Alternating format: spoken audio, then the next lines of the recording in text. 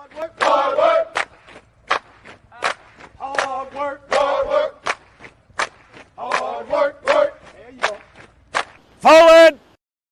Hard work. Hard work. Hard work. Hard work. Hard work. Work. There you go. Forward. Hard work. Hard work. Hard work. Hard work. Hard work. Work. There you go. Forward. Hard work. Hard work. Hard work. Fall in. Hey, good morning, good morning, good morning. How y'all doing? Y'all know what it is. It's me, your boy Trey, and you're rocking with the favorite bets on the net as we bring to you First Information Morning Sports Talk. So come on and fall in with us as we get to talking about what's been going on in some of the sports realms or anything in general. Sometimes it can stray any way, but we always manage to bring it back to sports. That's the connector. That's the common denominator in this here show. So glad to have y'all coming fall in with us this morning. Sports is the reason for the season, and there's plenty of it going on. Still got the NHL Stanley Cup playoffs going on. Still rocking 2 games last night in the NBA playoffs where their expectations is high for certain teams, other ones are low. Insight is, I believe, its expectations are high for all the teams. It's just everyone can't win. Someone has to lose. We got plenty of going on in the NFL as we get ready to get back into it. Just a matter of hours from seeing where your favorite team is going to be playing, when and where. Of course, we'll go over some of those. Of course, so just sit back. Let's interact. You see the ticker at the bottom, basically. Do that. So, of course, first and foremost, going into the National Hockey League, as like I said, they have their NHL playoffs going on, Stanley Cup, which is their name one. What's good morning? What's going on, Courtney? What's going on, brother? Glad to have information with us, man. First and foremost, of course, as we talked about briefly yesterday, New Jersey Devils faced off against the Carolina Hurricanes, with the Hurricanes having an opportunity to with their Hurricanes having an opportunity to take a commanding lead in their series, best of 7 series. Of course, last night, Carolina walks away with a 6-1 dub over the New Jersey Devils, basically putting the New Jersey Devils on the brink of elimination out of the second round as they lose by the score of 6-1, 3-1 lead in the series now for the Hurricanes. Going on to the second game from last night, Dallas Stars facing off against the Seattle Kraken. With a win last night, Seattle would have had another commanding lead themselves, going up 3-1 in that game 4. Unfortunately, it didn't happen as such. Now we have a series 2-2 tied in the series as the Stars were able to walk away with their own 6-3 W in that game. Series tied 2-2 currently. Hurricanes and Devil 3-1. So tonight, face off Maple Leafs against the Florida Panthers, and the Vegas Golden Knights against the Edmonton Oilers. In the Panthers game, they have an opportunity to dispatch the Maple Leafs and sweep them out the second round, currently up 3-0 in their series. The Golden Knights, on the other hand, currently up 2-1 in their series with the opportunity to take a commanding 3-1 series lead with the opportunity to pull off a gentleman's sweep on Friday. So, of course, be sure to tap into ESPN for all your NHL Stanley Cup viewing pleasure. Of course, no different from that. We have the Major League Baseball going on. Last night games, Dodgers take out the Brewers by the score of 6-2. What's good, Sprat? What's going on, Stanton? How you doing this morning, sir? What you been up to, man? What's good with you, brother? How's everything going? Carolina, huh? I guess you got to claim it some way, huh? Whether it's hockey, badminton, pickleball.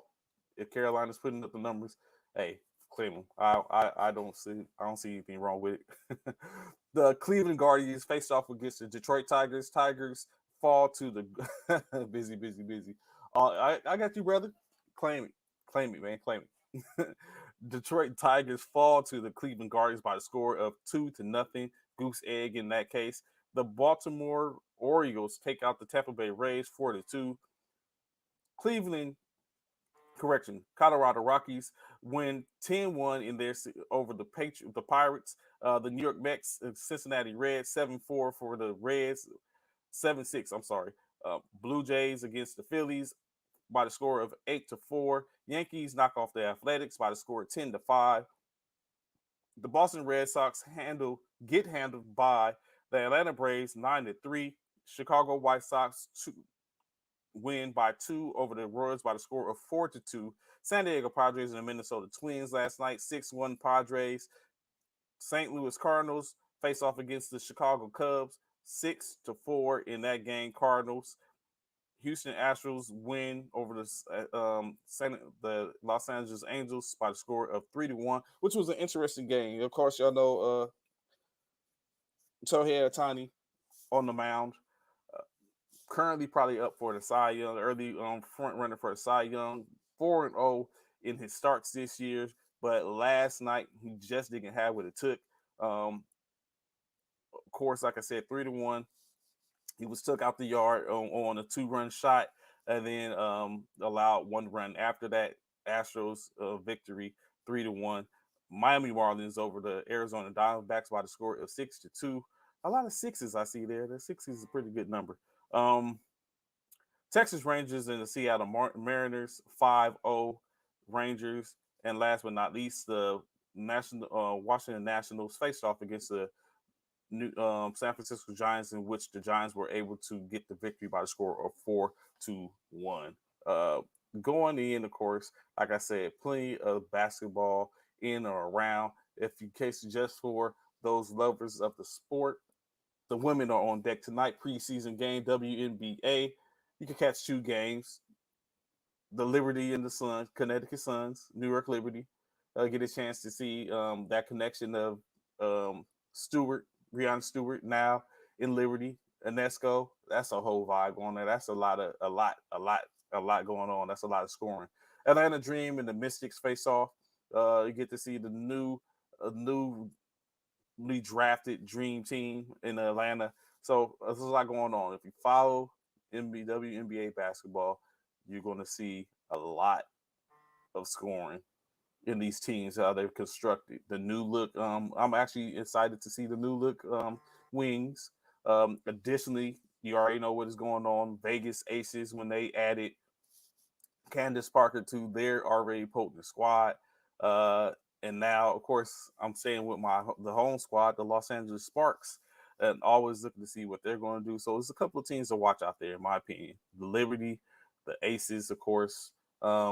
The Mercury, as they get back, Brittany Griner, she's back in the fold. So, of course, you have that in the Mercury, Phoenix Mercury, Los Angeles Sparks, Dallas Wings. So, a couple of teams to watch out there. Keep your eye on them, especially if they're in your market. Go out, support. It's not expensive for the game. Show the love to the ladies' game. Moving on, right? So, like I said, 2 games last night. 2 games last night. 2 games tonight. Hold on. Let me switch my screens. I gotta get me a second screen. I need room on my desk. I got a lot on this desk. 1 second. Hey. I'm not scared of lions and tigers and bears. 1 second. Bear with me for a quick second.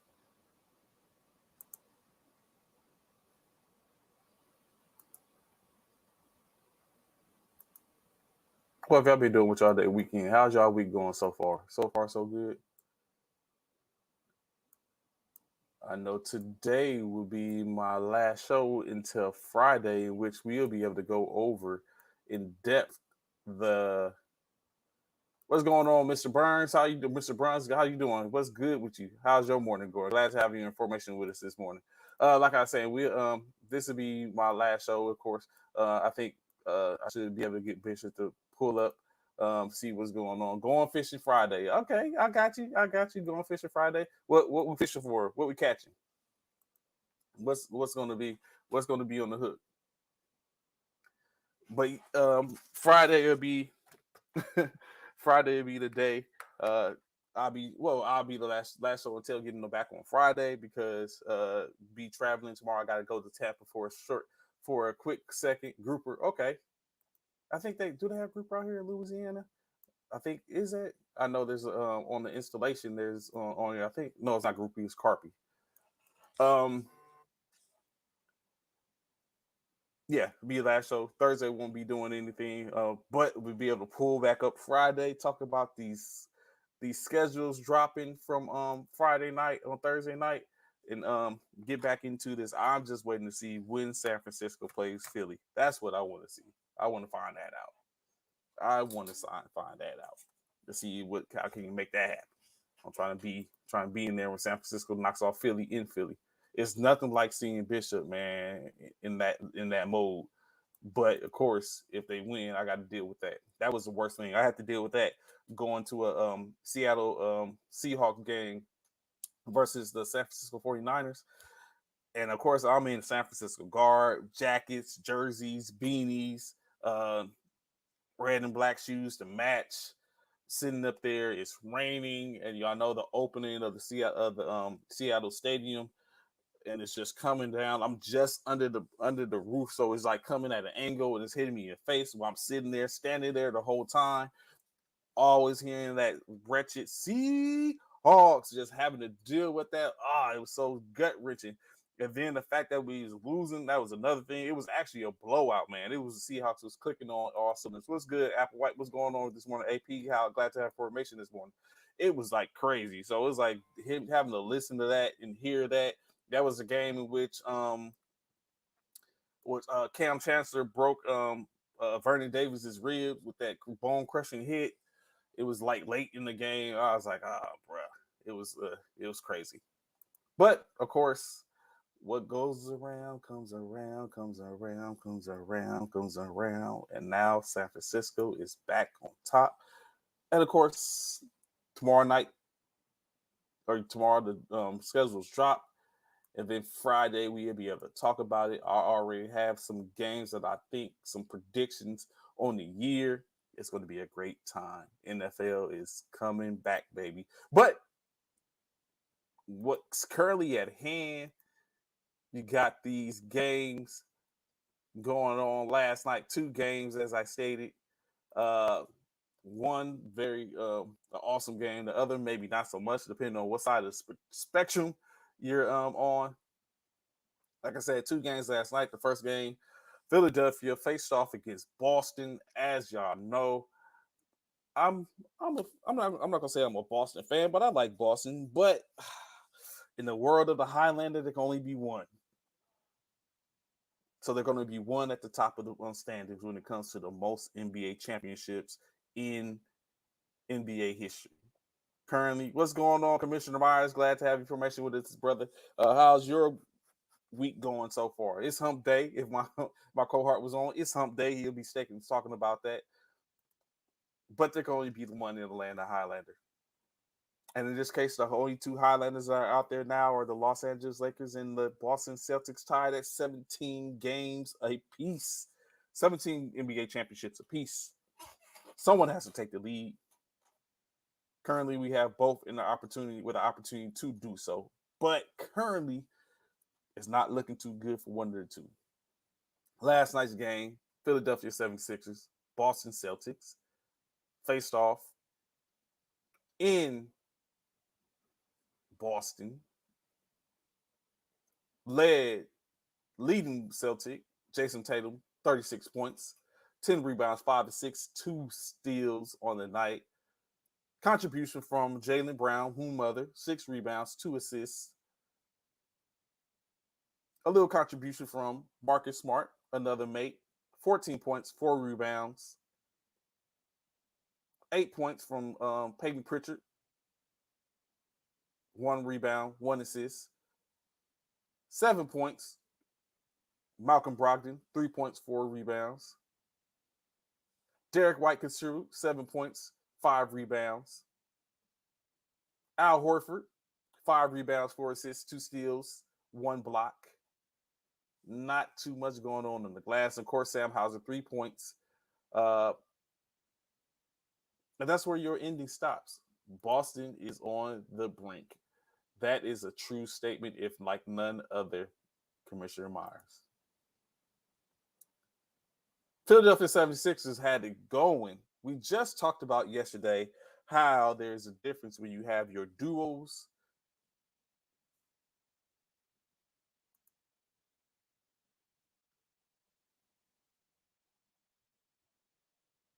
Yes, Mr. Bruns, of course. Appreciate what you are doing. Can't believe it took so many years to find NBA. My son grew up playing at the Dome and the MCAS Cherry Point. If it wasn't for the Marines he played against, I wouldn't have realized how good he was in the night rank. Thanks again for the impact you're having, dependent. Of course, Mr. Bruns, of course, we do everything as you know, Commissioner Myers in the NBA, do what they do to keep the military basketball alive and well and thriving. You have the same thing coming across as a whole. It's basically like a village raising children, as so many different factions, different conferences, tournaments, heads and tournaments. All is a whole perspective of everything. So I do what I can from my foxhole, and I'll watch why everyone else do what they can, and it all comes down to a perspective to which hopefully everyone, if every organization would do and tap in to do for across the spectrum in military sports in general. As I always coin it, the military athlete is just on point right now with the NBA and the military basketball and the round ball. You got Band-Aid coming up, which is another round ball, just a smaller one. Softball, that's getting ready to tap in. And then, of course, other sports, volleyball, soccer. It's a whole wide spectrum. So appreciate it. We do what we can, and we'll continue to do that exactly as we can. But just like that, Philadelphia is going to continue to do what they can too. Philadelphia was balling out. So like I was talking about, just when we were speaking of yesterday, we just talked about how the duos tap in, and when the duos start to tap in, then you start to get other players that capping, and it's like if you're not stopping them other players, it's usually a dominant one of the duels, of course, and you might go and try to stop. I don't know, whatever your strategy is, if you're a coach or you are just a fan that armchair coaches, and you think about, do you stop everyone else? Do you put the prowess on stopping everyone else? And then you tap and you let the top player get his, because chances are he's going to get his anyway? Or do you look at, okay, we're going to stop the top player and we want to see the other ones get theirs? You got to choose your poison in a sense. Last night, there was no real poison choosing. Joel Embiid, most valuable player in the NBA for a reason. 33 points, 7 rebounds, 3 assists, 4 blocks on the night. Of course, his last block chasing down Jaylen Brown after a turnover to deny him at the rim. Tyrese Maxey, 30 points, 7 rebounds, 3 assists last night. I ain't going to even say unlikely source because he gets his. So you have Tyrese Maxey. He decided to be the one to step up last night. James Harden took a step back and allowed him to cook. But James got his too. He was like a sous chef. Tyrese was the chef. Harden was the sous. 17 points, 8 rebounds, 10 assists, 2 steals. Not shabby for someone playing second fiddle. Daniel House contributed last night, 10 points, 5 rebounds, 1 assist. Deontay Melton, 4 points, 4 rebounds, 1 assist, 1 steal, 1 block on the night. Tucker with 3 points, 7 rebounds, 1 assist. Tobias Harris, 16 points, 9 rebounds, 11 assists, 11 rebounds, 1 assist. As the 76ers were victorious over the Boston Celtics by the score of 115-103. Good morning. What's going on, TT? Glad to have you information this morning. How are you doing? I hope all your week is going gracious. PS. So, of course, is not looking, as Commissioner Myers said earlier, Boston on the brink. Is it a wrap for the guys in green? Do they still have a lucky clover or two? They need a few of them. At minimum, they need two just to hold it down. Currently, Philadelphia now in the front running with a 3-2 lead, just needing one of the next two games to knock off last year's Eastern Conference champions, in which we'll have it. We'll have a 1 and a 2 gone. Of course, the one left in the early in the playoffs eliminated. Now you got Philly that's on the brink, that's on the heels of Boston, get ready to knock them off. You got a game 5 tonight where we might see the New York Knicks going home, or do they represent and hold it down on their home court, trying to send the game back to Miami, stave off that win, and then come back and finish it on their home court. A lot of what ifs. What we know though, Boston currently leads to Boston. Boston currently down to the Philadelphia 76ers by a series lead 3-2. And it's not looking good, especially when you got to go back to Philly and take care of business. Oh, woe is ye. Of course, next up, last night, the other game on the western side of the playoffs, Phoenix Suns facing off against the Denver Nuggets. You know, Denver being the number one seeded team in the West, currently the only number one left in the playoffs, currently holding home court advantage over any team currently in the playoffs. Could be a benefit to have to go to Denver to face off against a team. We don't know yet, but it's looking pretty pretty decisive. Applewhite said the Knicks are going fishing after night. I don't know, Applewhite. I think the Knicks might actually stave it off. I'm team in this one. I'm team Miami, but I do think the Knicks have a chance. Like y'all, I don't know if y'all watch it or not, but this is starting to end up and have a look of 2020. Remember in 2020, I can't remember who Miami played against, but Miami ended up going to the Eastern Conference Finals, ended up winning the Eastern Conference Finals, and ended up going to the NBA championship. The Los Angeles Lakers ended up going to the Western Conference Final, ended up going to the winning it in the Western Conference Final and knocking off the Denver Nuggets in the Western Conference Final, going on to win the 2020 NBA championship. It's starting to line up as such. So I'm looking forward to seeing this. I would like to see it because if Bishop was on right now, I'd be up and asking him, are you not entertained? Is this what you're ready to see? All that conversation talk about the bubble season. I don't want to hear that right now. This is what it is. Run it back. Okay, pickup games act is a good story about, needless to say, House got upset. Oh, okay. Well, I think you have that sometimes. If I was a professional, I was getting done in by a couple of people, I might get a little upset too. And then I might be like, how many of them got 7 figures in their bank account right now? I'll wait. Game blouses. But last night, of course, get back into it. Like I said, sounds we go off topic a little bit, but we find our way back. What goes around comes around. Back into it, of course. Like I said, the Phoenix Suns.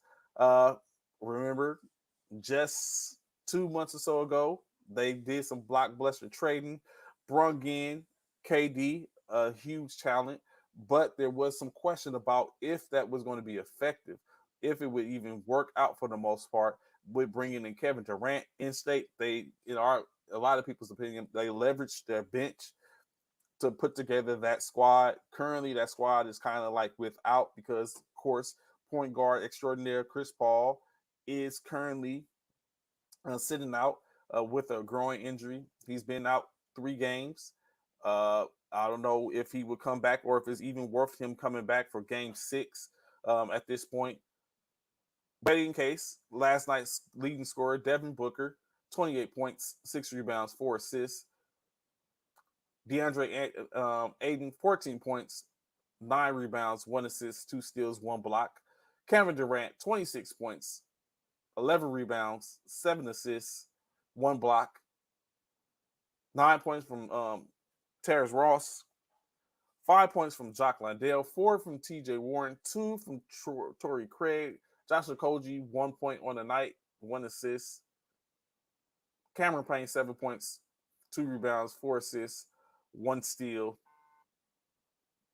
And that's where it ends with all the scoring. Got to contribute. Of course, we talked about that yesterday. Kevin Durant, Booker going for 54 apiece. 54 combined. Where's the help? Got to have the help. DeAndre Ayton, 14 points. Terrence Ross, 9 points. Not bad, honestly. I could live with that. But Payne, just the other night, Shamet, he dropped 6.5 rebounds, 3 assists. He had 19 points in the win. So you gotta take the good with the bad when you look at it. And you got to, the consistency helps. If you can have your role players be productive. He gave 19 the other night. It comes back and gives 6 points. That's kind of where you can see the difference in a sense. Because he comes back and continue to be a problem. Now he has to be taken. He has a problem. Usually when you have problems, you have to think of ways to eliminate the problem. But you can only take so much of your resources to apply to eliminate that problem. If you got 2 other problems you got to worry about, now you have a third problem you have to worry about. And so that starts to afford an opportunity for everyone else to be a problem. And then you look at a whole bunch of problems that have descended on you. And what is it that you can do? Denver Nuggets had some problems last night. 29 points, 13 rebounds, 12 assists, 1 steal, 2 blocks from Nikola Jokic, the Joker, if you don't know already. 25 points, 5 rebounds, 1 assist, 1 steal from Bruce Brown. If you're scratching your head and wondering who you is, I'm very sure you're not alone. But Bruce Brown was Cerebrals last night. He ended up cooking. Again, a problem that wasn't expected, but you got it. Michael Porter Jr., 19 points, 8 rebounds, 2 assists, 1 steal. A problem that was expected. Caldwell Pope, 7.7 rebounds, 3 assists, 1 steal, 2 blocks on the night. Jamal Murray, a problem that was expected, 19 points, 5 rebounds, 6 assists, 1 steal last night. So expectancies, that's what you're looking for. Braun, 5 points, 2 rebounds, 1 assist. Jeff Green, 4 points, 2 rebounds, 2 assists. Aaron Gordon, 10 points, 6 rebounds, 6 assists, 2 blocks, which all amounted to a dub as the Denver Nuggets knock off the Phoenix Suns last night by the score of 102 to 118, 118 to 102, taking a 3-2 lead of their own, getting ready to go back to Phoenix to face off for an opportunity to knock them off on their home court or end up taking the series back to Denver where they can finish the series. I don't know if Denver actually wants to be in that situation to where they have to on the game 7 on their own court. It sounds good, but would you want to be in that situation regardless of who you are? Would it be something in which you would want to be facing off with? Last night, Jokic passed up Will Chamberlain for the most triple doubles as a center in the playoffs. I believe he scored his 4th triple double in the playoffs this year, or 3rd, I think, 1 or 2. But he has the most triple doubles in the playoffs this year. Of course, we know Steph had one the other day. So they're doing exactly what it needs. So remember, there's always been conversation and talk in reference to Denver when it comes to their abilities in the playoffs. right now they're looking pretty good. But again, they're up against a Phoenix team that is lacking tremendously in parts of their roster due to the strength that they put on their main roster. Chris Paul is currently out, as they call him, a free throw point guard, getting to his spot, and which is a problem in his own right. And so now what you're looking at and what I'm seeing is Denver is clicking on all cylinders, and people are starting to be powered and get on the train and believe in it. Jokic continue to do what he does. Jamal Murray elevating to do what he does. You still have Aaron Gordon, Brown, KCP, Michael Porter Jr. They have players that can contribute to make this thing harder. And it's looking like the Denver Nuggets might actually end up walking away with this series come Thursday. I think it is. Let me make sure. Thursday games. Of course, yes, Boston and Philly will be game 6. Denver and Phoenix game 6 on Thursday. So come Friday, we might be talking about who's waiting for who, unless it goes down tonight where we get right into it. Tonight's game, of course, first off, 6:30 Central Standard Time. The Miami Heat will be taking their 3-1 series lead on the road to Madison Square Garden to face off against the New York Knicks. As we mentioned before, Applewhite says he believes the Knicks are going fishing tonight, getting ready to go on their fishing trip in the morning.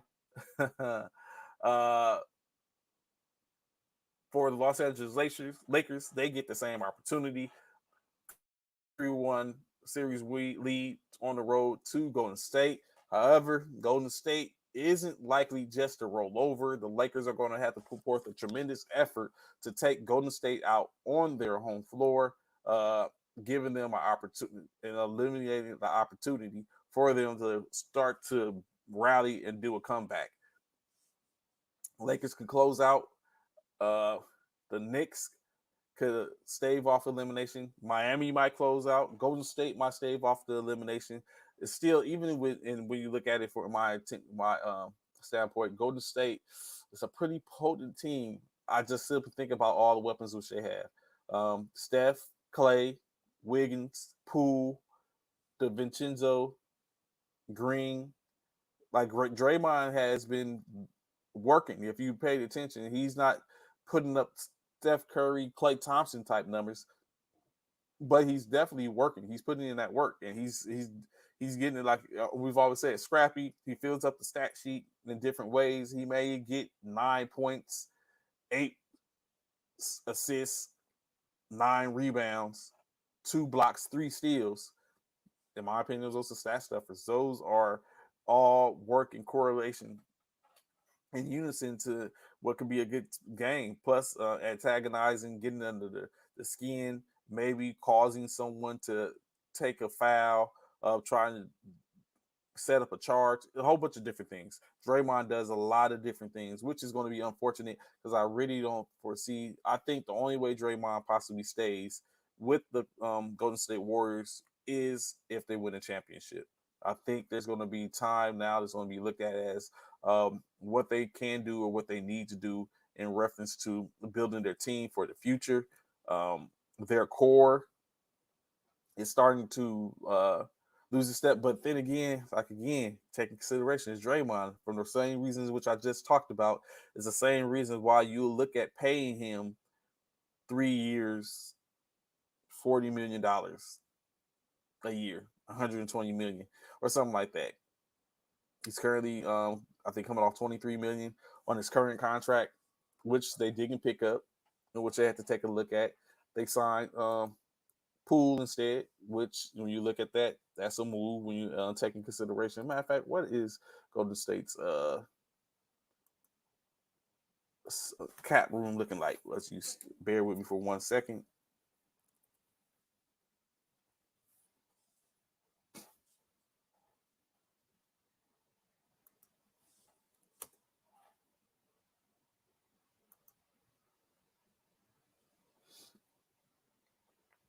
Uh,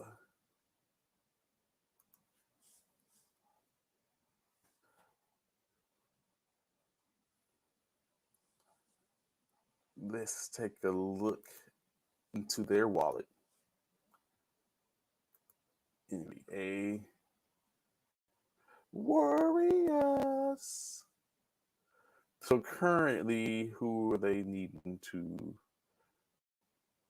Damn, they still got cap holds on Matt Barnes? Really? This must be your last year. Was that a stretch provision? Oh, I'm sorry. Trade off.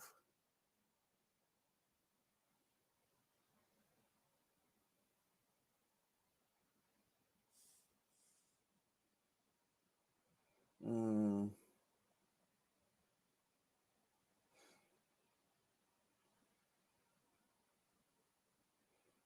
wow, I didn't know that. Okay, I'm sorry. I got off track. So currently, cap. Who they looking at? Who they got? Who they got?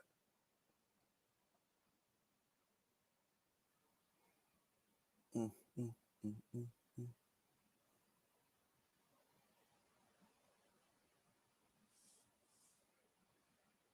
They have a whole bunch of club options. Ryan Rollins, Patrick Baldwin Jr., Moses Moody, Dante DiVincenzo, Jonathan Kaminga, Kevin Looney, Gary Payton II, Andrew Wiggins, Draymond Green, Jordan Poole, they just signed, Klay Thompson, Steph Curry, right? Uh,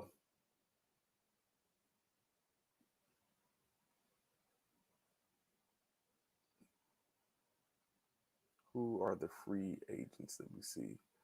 Uh,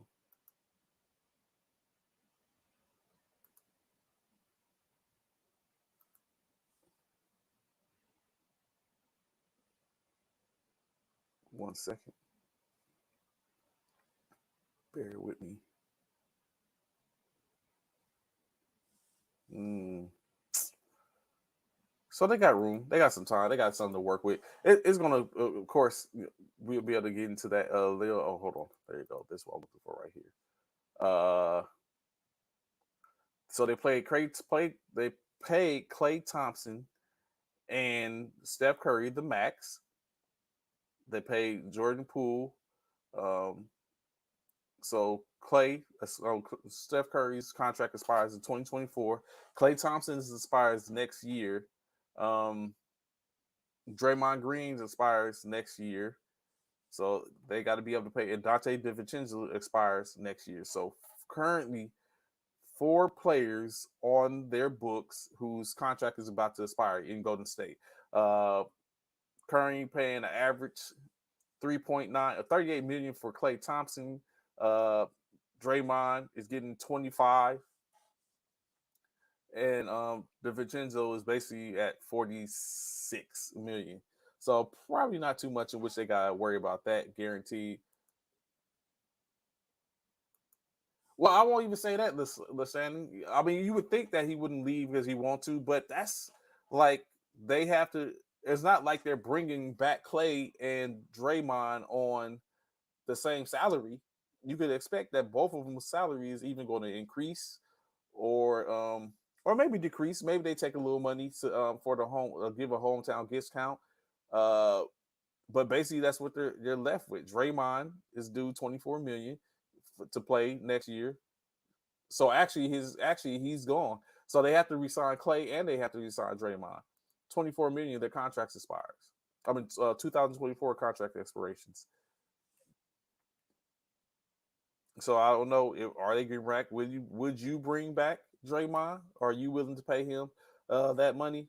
What's good, Key? What's going on with you? Glad to have information this morning. I know you on cloud 9. Philly just needs one game to dispel the Boston Celtics for y'all to have an opportunity to be helping to host the Eastern Conference Finals. I figured that. And then, of course, it's going down tomorrow night. You get to see Philadelphia when they play. We're going to talk about it a little bit. Talk about some of the games that got announced, being the a couple of key games as well as the um, international games. So we're definitely going to tap into that in a little bit.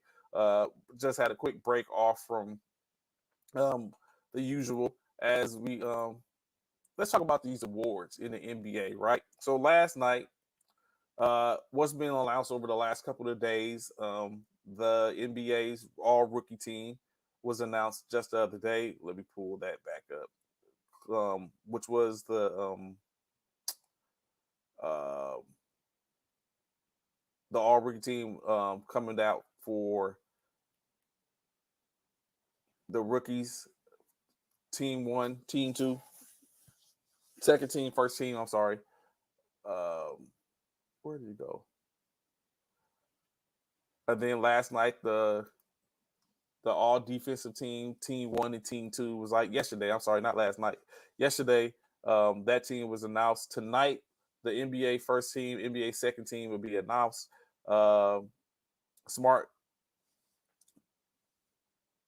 got the second straight NBA Hustle Award. Of course, we know Joel Embiid won the NBA MVP award. Tonight will be the All NBA first and second team. Uh, just the other night, like I said, the first team was announced for the rookies. Of course, that being Paolo Banchero, who was the only unanimous vote. He also was the recipient of the NBA's Rookie of the Year. Then, of course, Walker Kessler from the Utah Jazz was on the first team. Benedict Mathurin from the Indiana Pacers. Keegan Murray from the Sacramento Kings. And last but not least, an unlikely source. Of course, it could have been it would have thought to be when you say the Oklahoma City Thunder had the Rookie of the Year, you would have thought, okay, but remember, Holmgren didn't play. So that was given to Jalen Williams, as he was actually pretty good. So Jalen Williams, Keegan Murray, Benedict Mathurin, Walker Kessler, and Paolo Banchero, all rookie first team votes in the NBA. The second team, of course, not to say runner ups, just probably depending on where you was at. They voted by position and skill. Jalen Duren, Detroit Pistons, Tari Eason from the Houston Rockets, Jaden Ivey from the Detroit Pistons, Jabari Smith, a Houston Rocket, and Jeremy Sochan for the San Antonio Spurs. So that's interesting when you look at that. Jaden Ivey was the unlikely pick in this year's draft, which he went a little higher than expected, as well as Tari Eason and Duren as well. Basically, all drafted in the top 10. 4 of the 5 drafted in the top 10 for for their respective teams in this year's past draft. Jabari Smith, of course, taking number 3. Ivy was taking number 4. And Duren was taking, I think, 8 or 9 or something like that. So interesting when you look at it. They are this year's first and second team. Of course, going back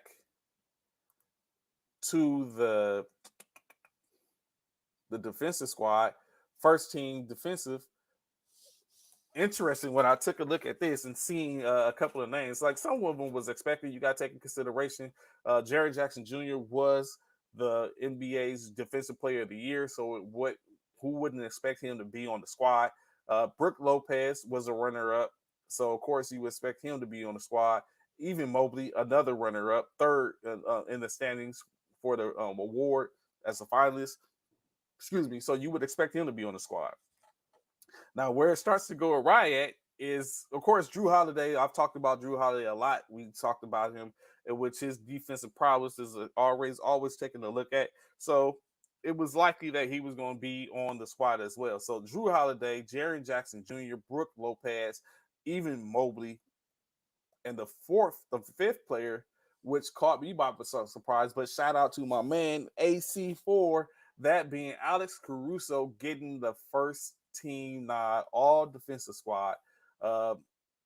First time blocking down, helping with the 6th best defense in the NBA for the Chicago Bulls. Second team, kudos goes to Bam Adebayo, Obi Anunoby from the Toronto Raptors, Dylan Brooks, which we're going to get back to, Draymond Green, and Derek White, second team for the NBA. So Dylan Brooks, I think this adds to the fact of definitely without a doubt, there's going to be a lot of people at Brooks' door when it comes to him getting signed. Second team NBA for a player that just got released by an organization. Uh, Outside of his antics and the certain things which he does, Dylan Brooks is going to get picked up. I would even hope that the Lakers are taking a long, hard look at Dylan Brooks to bring him to a fold. We need somebody. We need somebody to be able to put to use defense to have some defense as a second year, uh, a second team that speaks to that to go along with the defense in which they already have. So I would hope LA takes a look at that, not knowing who would come off and what they have to pay, but hopefully LA takes a look. Dylan Brooks, let's bring him on. Let's get him in the fold. Of course, like I said, today, 6 p.m. Eastern Standard Time, the All NBA team will be announced, as well as the Twyman Stokes Teammate of the Year award to be announced. Uh, as we hear, Giannis Antetokounmpo was not on the All Defensive team either, or All Defensive team.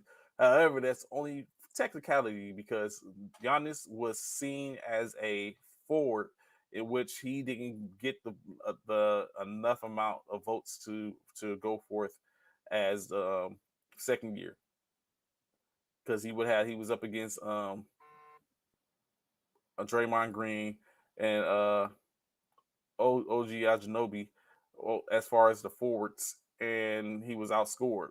However, he scored more, had more votes than Bam Adebayo, but Bam Adebayo was seen as a center, Giannis as a forward, and that was the reason why he wasn't on the All Defensive team. So if they just went with front court players most points, then it would be different, but they didn't. They went by position, and that's what afforded Bam the opportunity to be on the team and Giannis not to be on the team. Again, going back again, talking about it tonight, we'll see who the NBA All NBA team is. My expectations, we're going to have Ja. I think he's going to be on the All NBA team. You know what? That's harder to think. I got to sit and think about that because I think that some players that this are well so deserving. Definitely Embiid, Jokic, Tatum. I think he'll be on the first team, but that means Embiid would have to be a forward. I don't know if they're gonna do that. But Embiid, Jokic, definitely Embiid and Jokic are going to be one of the two. On the one that Giannis is going to be on the team too. So if he's a forward, he's going to be on. So definitely going to have the two team. Giannis, Embiid, and Jokic are definitely going to be on one of the two teams. One might have to be delegated to the second team just for the simple fact. I would think Bronson, I think, might get a nod on one of the teams. Ja might get a nod on one of the teams. I don't know if KD, Luka, or can Luka get a nod. Darren Fox, I think, is going to be first team. Maybe he's going to be first or second team, I believe. Who else? There's only one more spot, I think. Does Donovan Mitchell get a nod? I don't know. We'll see. I'll see how many of those selections are in on first team or second team going forth. So let's do a little shift, right? So, couple of, like I said, the NFL schedule will be released tomorrow, in which probably in the morning when you wake up, you'll be able to see it. Already some games released and talked about that are on tap for it. As I said yesterday, there's going to be a Black Friday game. Of course, you have the regular games on the Thursday, which have the same 4 teams that are playing, as well as but we just don't know who their opponents are, right? So, of course, Prime Video will present their first ever Black Friday game on November the 24th. Thanksgiving is on the 23rd, so you already know who's going to be on the Thanksgiving, who's going to be one of the couple of opponents on the Thanksgiving game. But this year's Black Friday game will be played by the Miami Dolphins and the New York Jets. So that's basically putting Tua and company facing off against Aaron Rodgers and company, in which they're going to face off November 24th on the Black Friday game. We already know Dallas, Detroit will be playing on Thursday night. It's just a matter of figuring out who they're going to be playing against on those nights. So that's going to be seen on Amazon TV. Actually, instead of it'll be on Amazon on Prime. Correct. So on Prime. So Prime is going to run it back with Thursday. Thursday night games are going to be on the large networks. Friday night would be on Prime, and then we'll go on Sunday and presume on to Sunday night. Some other games to take a look at. The NBA NFL announces the international games. That's 5 games over across the seas, over across the water, in which they're going to be playing in one of 3 spots, 2 countries, 3 different spots. As the Atlanta Falcons will face off against the Jacksonville Jaguars in Wembley Stadium, Week 4. As Jacksonville would be the home team, seen as the home team, so they'll be playing Wembley Stadium in London, UK, on Week 4, October the 1st. Another game that will be going on in Tottenham Hotspur Stadium, of course, in London, UK, will be the following week. We'll put the Jacksonville Jaguars. Basically, I think they're going to stay there and going to probably just run it back. It will face off against the Buffalo Bills, in which the Bills will be the home team. So Jacksonville is going to probably be in London for maybe 3 weeks, I would think. The week before their game versus the Falcons, and then travel to go over to Tottenham First Stadium to play against the Bills the following week. So Jacksonville will probably be going away 3 games, almost the whole the first week of October. Next game after that, which would be Week 6, the Tottenham Hotspur Stadium will be hosting the Baltimore Ravens against the Tennessee Titans, which we'll get a chance to see. By that time, we'll know who's going to be the Titans quarterback. Will it be Levis? Will it be Willis? We don't know. It remains to be seen. Tannehill might still be at the helm. Of course, it's going down. We'll see that. But we do get to see Lamar Jackson. By that time, we have seen him 5 times. Lamar Jackson back in there. Odell Beckham Jr. And the Baltimore Ravens squad to see what they got, where they'll be at that time. Don't know who they'll be playing yet. But I could almost say that I think this will be a dub for the Ravens. I think Buffalo might be able to pull out a win over Jacksonville, and then Jacksonville over Atlanta. Just going off of what has been drafted and seeing what was last year, taking that into consideration, that's what I'm going off of. 2 other games, of course. Another one, Frankfurt Stadium, Frankfurt, Germany, Week 9, November 5th. The Miami Dolphins will be facing off against the Kansas City Chiefs. As you get the chance to see Tua Tagovailoa and Tyreek Hill take on Patrick Mahomes, Travis Kelce, and company. And then last but not least, Week 10, the Indianapolis Colts will be facing off against the New England Patriots. As we will see, will Anthony Richardson be at the helm, the newly number 4 overall pick in this year's NFL draft? Is he going to be thrusted into the limelight? Will he get an opportunity to sit back and learn and have an opportunity to come along easily? or is he going to be OJT? Is he going to be on the job, getting the training in, taking the bumps and bruises, earning the money in which he's going to expect it to have made? Which is interesting because I haven't seen the prices coming out on these individual sign. We already know one has signed. Jaden Carter signed to his deal, 4 years, $21 million, as the first player in the in this year's draft class to basically sign his contract. So it'd be interesting to see what the rest of them will be signing on. I just want to know that, see that up front. Other games, of course, that's going down, as we just talked about the Friday night game, Miami and the Jets. New York Giants and the Philadelphia Eagles will play Week 16. That game is going to be on Christmas Day. Just a week later, we'll be having Cincinnati Bengals and the Kansas City Chiefs playing to bring in the new year. So we'll see that as people get ready to go to their New Year's Eve parties, bringing in 2024.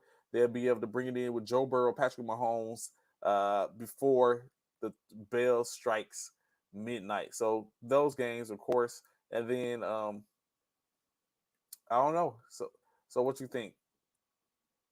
I'm just waiting back again. I can't wait to see. I'm trying to hit some games this year. Maybe be coming to a town near you.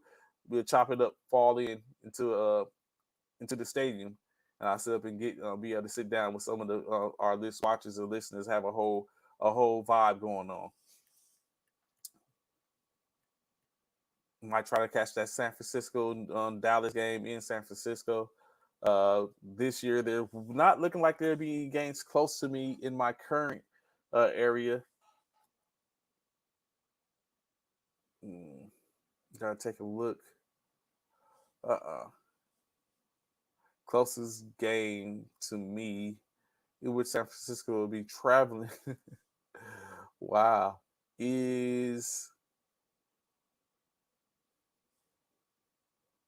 goodness gracious. Cleveland? Is that the closest? Goodness. That's horrible. Let me see what's going on in Houston and New Orleans. What good games might it be in New Orleans? They got the Falcons, Panthers, Tampa Bay, Chicago, Detroit, Jacksonville, New York, and Tennessee. That Jacksonville game might be a game to try to go catch.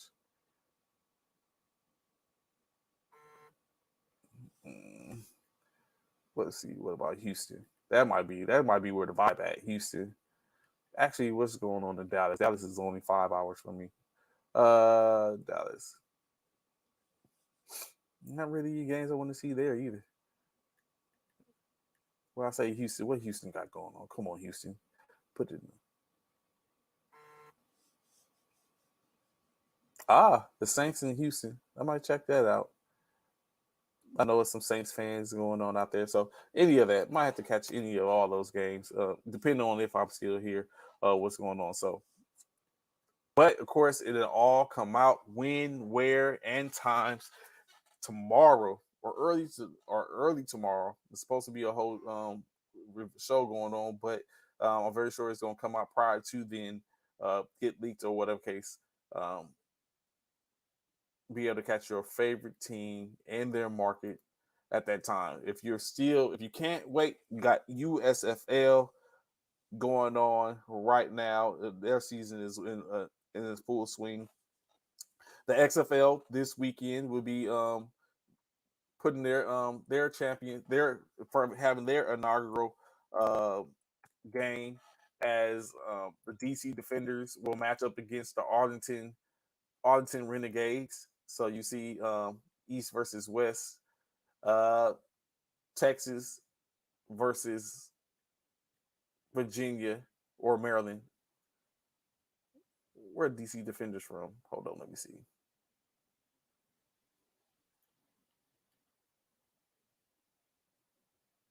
Yes. So DC. Oh, duh. Washington DC. I just said it. So that's going down as they get it in for the first year. USFL and fully engaged. And then we'll start to see as it come along, we get back into the swing of things for the NFL in itself.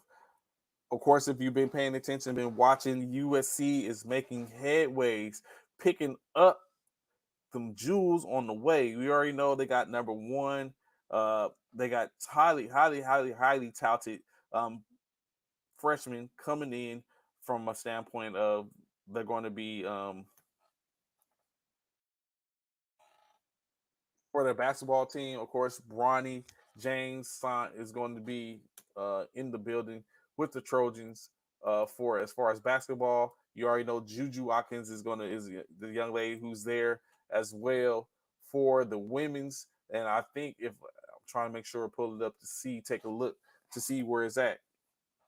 I think there's a couple of other top players that's looking at coming to play for the Trojans, the land of Troy, along with Bronny, as well as the other prospects in which you already have. So it could be looking good. Infield can have a lot of riches. Oh, okay. DJ Rodman pulling up with Bronny. Transfer from Washington State. Of course, Dennis Rodman's son. So he's going to be in the fold competing along with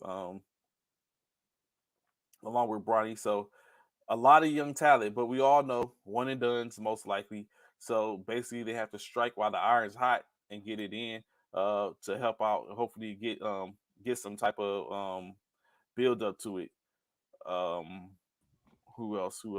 As we know, Juju is already going to be there. Who else? It's looking good. I'm feeling good for infield and the infield to turn again. Maybe make a Final Four appearance. Maybe make a run. Maybe Bronny can walk away and do what his dad didn't do or couldn't do. Couldn't. Not even say couldn't do. He just didn't get a chance to do it because he didn't go to college. But pull some Carmelo Anthony type stuff up and become a one and done, but win the championship in his one and done season. Oh, you got some Lakers stuff good, bro?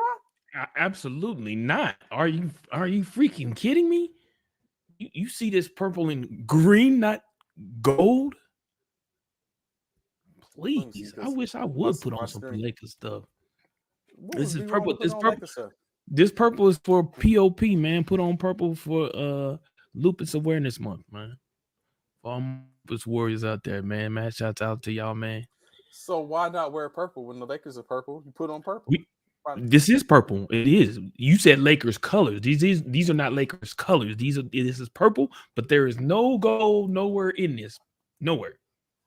But I get that. What I was saying is, why wouldn't you be? I mean, it's the color of champions. It means wait, whoa. It's the color of who? Champions. See, I see Trey on that nonsense today. I see he really been on some BS, huh? Okay. Color of champion. And you say that because of what? Because the last few champions that I've seen that's been pretty much dominating the decade the last decade has not been purple. So it's been gold. It's been a gold color, but it ain't been purple. So I'm just saying. When you take a look at it, last decade in basketball. Let's talk about last decade. Decade in basketball. Decade in basketball. Mm-hmm. Don't worry, I'll wait.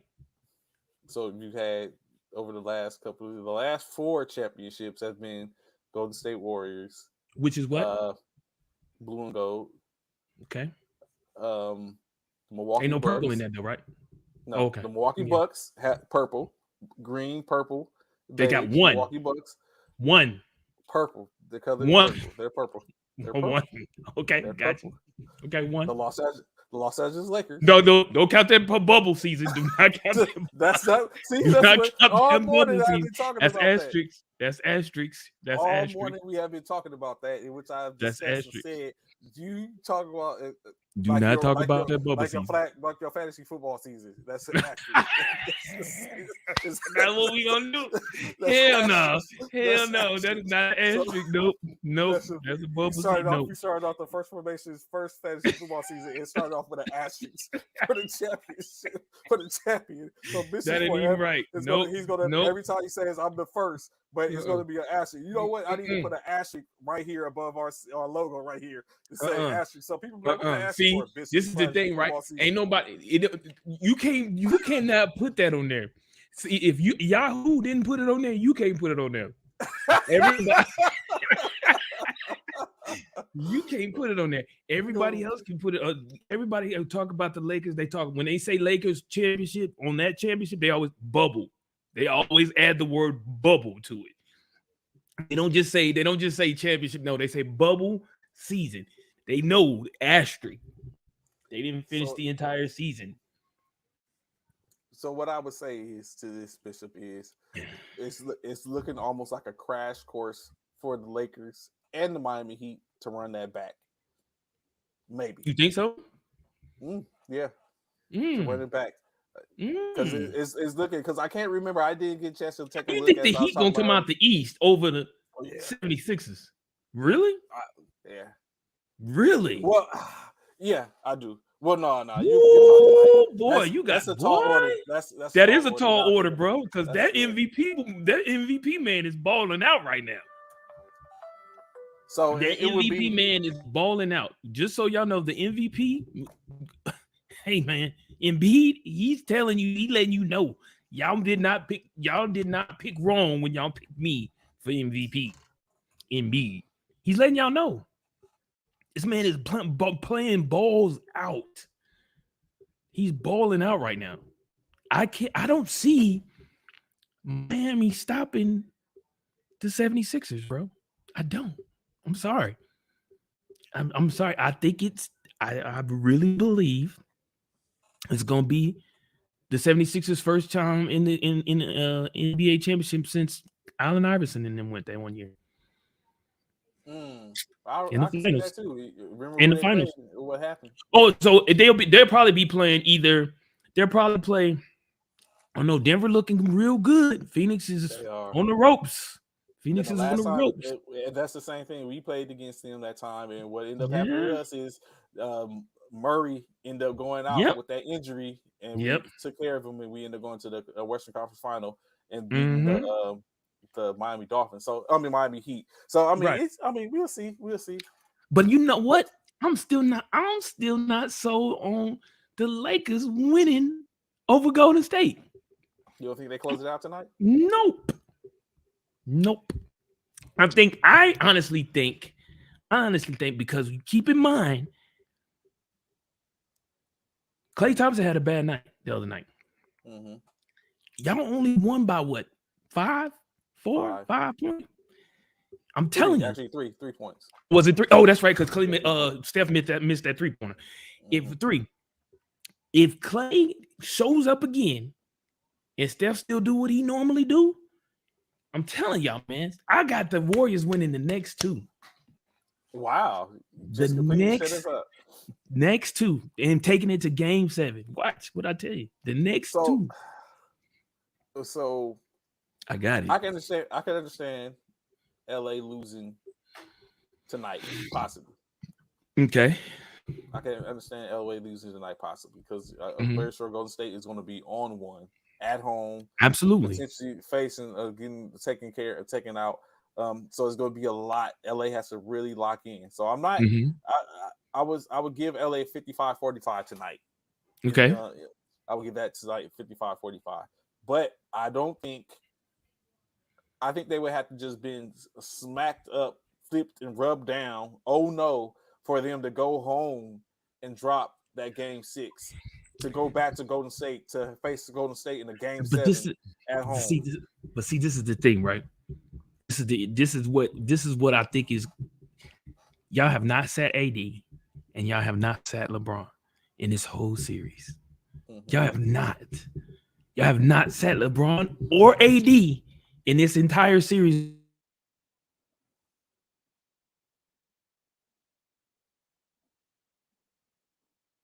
Against Golden State.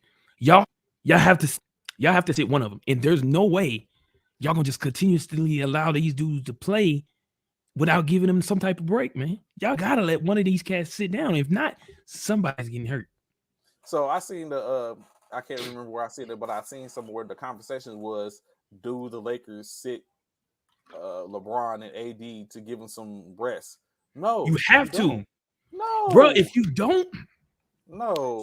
so you finna play them throughout the entire series So with hopes that nine times out of 10 that Phoenix whatchamacall series is going 7. So yes, that's where the hope is. Hopefully, Phoenix can get back in there and stave off. So if we get a dub tonight, then hopefully that gives us some reprieve, and maybe, like you said, because it's going to be unfortunate now, because now with that going on, we was traveling back and forth to Memphis and Los Angeles. Mm-hmm. We got a little break because we got the chance to travel up and down the road to about 10 hours up to Golden State and back and forth to LA. Now potentially we even have to just go a state over into Phoenix, or we're gonna have to go up into Denver, one of the two, which I'd rather go to Phoenix, but it's probably not gonna happen. But if LA gets the dub tonight and Phoenix can hold off them, then that's the opportunity for them to rest. But if they don't get that dub tonight, This what they get paid for. Okay, we know how that I get what you're saying. We know what they get paid for, but however, when it's all said and done, that rest, and if Phoenix ends up winning tomorrow, or if Denver ends up winning tomorrow and closes out, because this is the thing, Phoenix is not gonna win without. What can't happen is we can't lose and then close out. That's what can't happen. That part, and then God forbid if y'all don't allow AD or LeBron to rest, and y'all fool around and have to play Denver in Denver with the mile highs, bruh.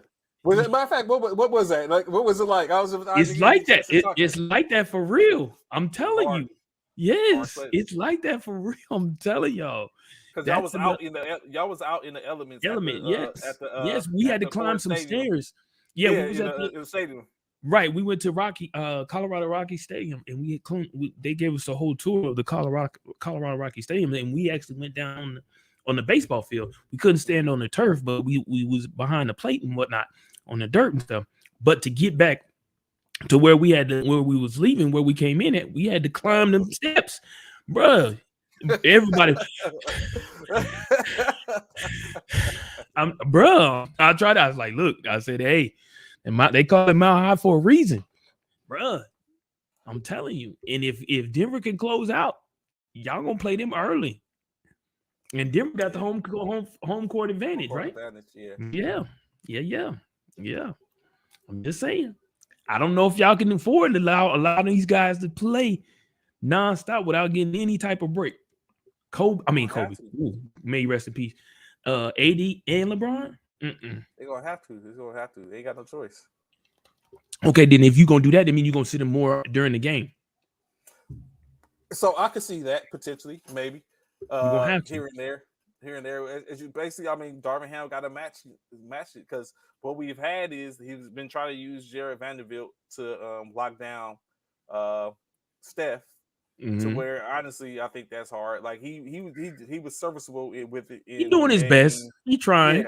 But the last couple of games, Steph has got off. So we can't rely on that. So I ask you this: do you put the emphasis on stopping the top player with hopes that the other ones fold, or do you put emphasis on stopping the other players and letting a player like Steph get off, and like he's not going to beat us by himself? Where do you put the emphasis on? That's not true though, because everybody knows Steph can do it by himself. Yeah, but he's not going. So what I'm saying, he's not going to score 70 points to win. No, he's not going to score. Yeah, but that's the thing. When it's all said and done, I think when it comes to coaching against the Golden State Warriors, I think a lot of them, and this is just me, I feel like a lot of them put in their players' mind, look, Steph gonna get his. Hold everybody else down. Hold everybody else down. Let Steph get his. It's just like the Michael Jordan thing. Everybody knows you're not gonna stop Michael.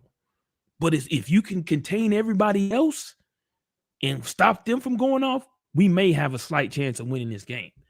And I think that's the same thing with the Golden State Warriors. If you can just contain everyone else and let Steph kind of like do what he do and hope he doesn't give them the other players a spark, because if Steph goes off and Clay go off, it's a wrap. Yeah, It's a wrap. I can see And that. God forbid Poole finds some way to play. He's been playing bad. But God forbid Poole finds a way and Draymond come in and do his thing here and there. It's a bad night. It's gonna be a bad night. It's gonna be. You but know- you gonna You know who I expect would- you gonna you know expect who I would Steph to pinpoint hit 30. in LA? You know who I Who? would pinpoint in LA is stopping? Who? AD. LeBron can get his. Do what you do, bro. Yeah. I would put all my emphasis on AD. Absolutely. I think LeBron's at the point now to where he can get his, but getting his isn't as what it used to be. Like how when he used to go off, it's like, okay, LeBron, you know what I'm saying, could tap in, and now it's like, okay, let LeBron get his 25. Right. Stop everyone else. We should be good. That's it. That's if you can do that, that is saying a lot, man. You can stop LeBron, not stop LeBron, stop AD, because we know AD is not always consistent either. That's another thing. Cause AD is not like we know AD is gonna get his sometimes, but it all depends what AD we get that night. Because not every night we get in the AD of the AD who's gonna drop 30 points and all of this good stuff. You know what I'm saying? So I don't know. We just gotta see, man. We gotta see. So we was just as you was coming in, I was just getting off talking about what was going on or going down now that the NFL schedule is about to be released tomorrow. I thought it was today. Is it tomorrow? It's tomorrow. Tomorrow night. Oh, okay. They release tomorrow. I'm very sure tomorrow by the time we get we know one game in which we got already. We got the games out there. Yeah, we got the Christmas game. We got a Christmas game this year. It's versus the Giants. I think it's the Giants for Christmas. Yes, so we got the Christmas Giants. Yeah. Yep.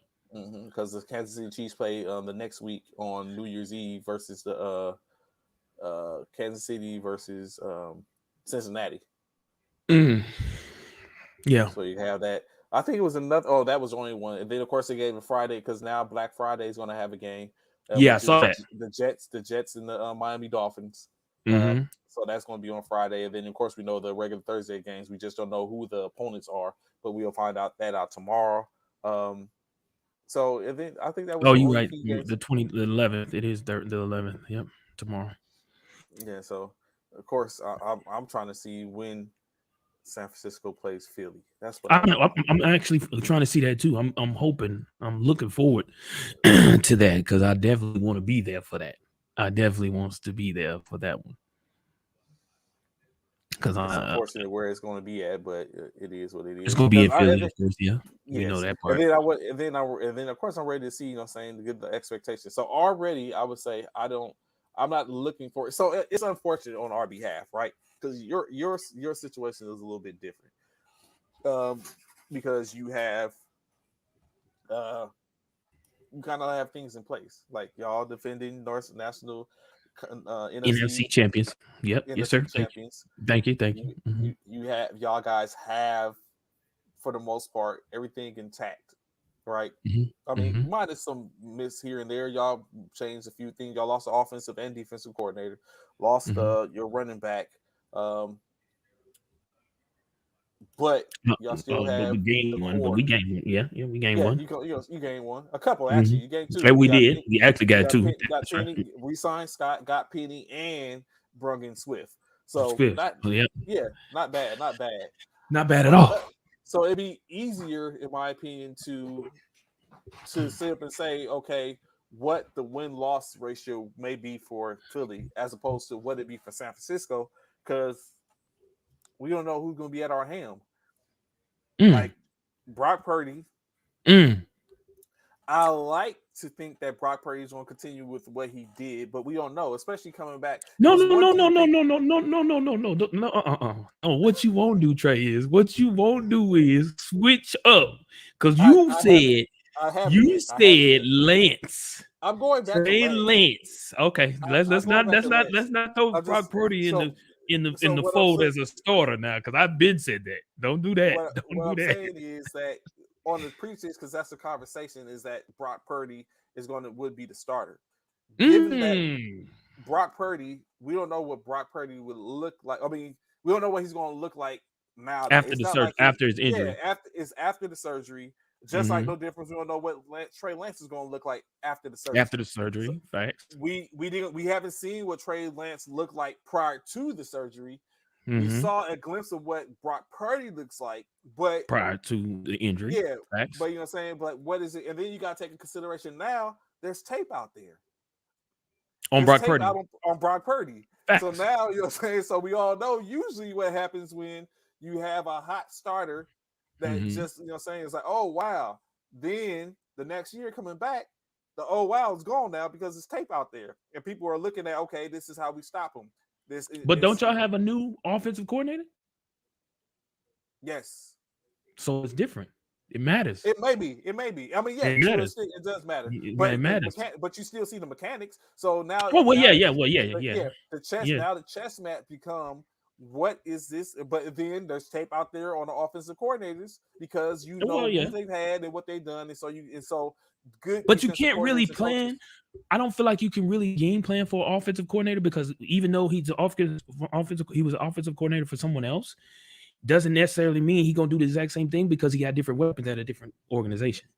So therefore, the weapons he might have had from where he came from to the weapons he have now is totally different. We're talking about Brock Purdy. We're talking about CMC. We're talking about Deebo Samuels. We're talking about a few individuals that he may not have had where he previously came from. That's a whole different dynamic. So you can, but you can't really game plan because he may not use Deebo like old boy used Deebo last year in the backfield and things of that nature. He may not do that. Brandon Ayuk and all of them. He may not do that.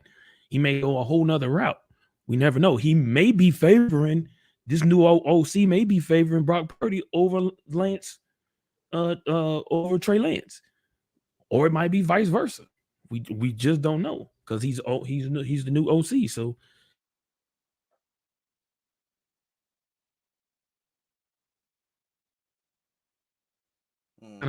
kind of got us kind of waiting the wings and see who they bringing out during the preseason. So yeah, it's we'll definitely be able to see. And no, we don't have an offensive coordinator yet, but oh, y'all don't? Nah, they're they just added. But y'all lost last year. I knew y'all had got rid of yeah. We lost the well, actually, I don't even think we had last year's. I think what's his Shanahan has been doing it. So, but they added like offensive passing coordinator and different ones. That just I don't think it's an offensive coordinator yet. Just people in the fray. So, and it's the same thing for y'all, but y'all have more, right?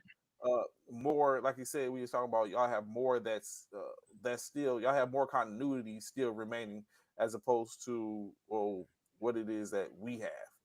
So, along with saying y'all still have your quarterback in place. We have quarterbacks around, so it's like we don't. But the only thing that we can look at is there's no tape on Trey Lance, technically. Right. Still a limited amount of game tape on Trey Lance. So hopefully, like you're saying, they can take him and Shanahan along with the assistant quarterback coach and the offensive passing coordinator and all that type of stuff. They can take them and they can put some things together and they can make Trey Lance almost Houdini-esque, and maybe we can run that back where it's like, okay, no, the people have to learn on the fly against Trey Lance. And then you have Sam Darnold and Brock Purdy. in the weights, in the weights. So that's the only thing we can kind of wish for and hope for at this point. And then, like you said, it's similar to Philadelphia, what they got going on, having a new offensive and defensive coordinator, which now, in my opinion, puts a lot of pressure, so to speak, on Sirianni. Because it's like now you're still there, like your coordinators is going, but you're the head coach. You're still there, right? What are you going to do? Yeah, which I told you initially, I don't really. I feel like they give Nick Sirianni too much credit, in my personal opinion. I feel like a lot of that was, credited to the fact that, the talent in which was in Philly, you could almost not go wrong with the talent that you had. Like a lot of people talk about what was it, the year what up LB, what up the year what is his name, not Bob Stoop, what his name is, the Oklahoma City coach who came to Dallas and won a Super Bowl his first season. He had a plethora of talent. It really didn't take, all he had to do was just kind of like manage it, like for the most part. But he had a plethora of talent. Not Stoops. Oh, I can't. Barry Switzer. The year Barry Switzer came to Dallas, and that the year Dallas had all them had all that talent. I mean, he just had to manage it for the most part, and ensure that they keep their head on the swivel and ensure that they did everything that they were supposed to do. And the Super Bowl pretty much was inevitable. He just had, it was just so much, and I feel the same thing about Nick Sirianni. He came into a team with just a plethora of talent, from Smith to Jalen to Goddard to like the defense. Like, it was just so much. Miles Sanders, you really couldn't go wrong. You really couldn't go wrong with that. But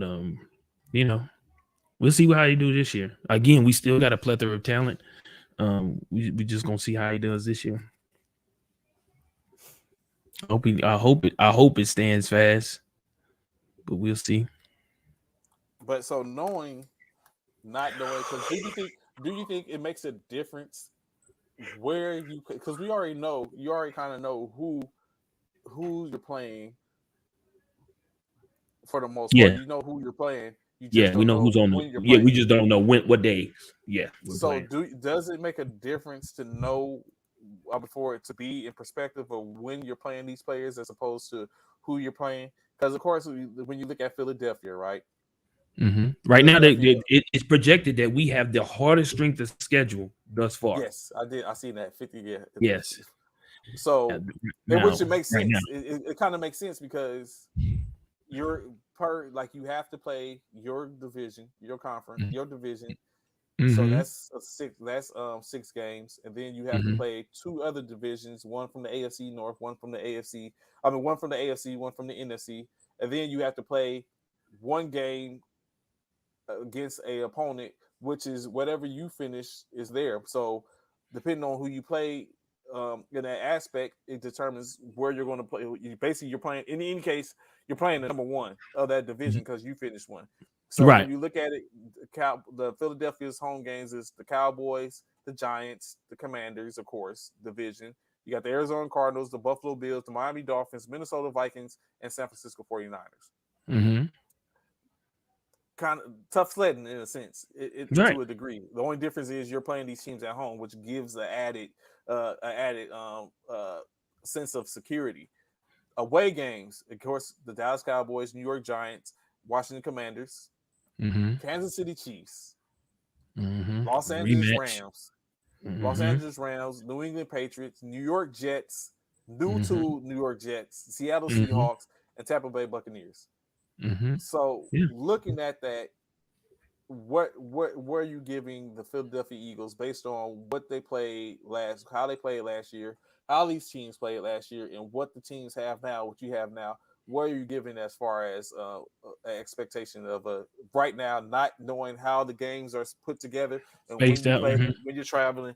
What are you giving the Philadelphia Eagles already as a record? Record wise, probably. Do they split with Dallas, or they sweep Dallas? I think we sweep Dallas this year.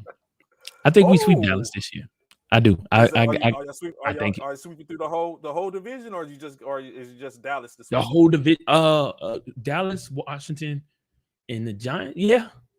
I think we can go 6-0 with that one. Okay, Yeah, I think so we can that's go with 6-0. So with that being said, 6-0 with our division in the NFC East, 6-0 with the versus the Cowboys, the Commanders and the Giants. I give us, what is it, 18 games now? 17.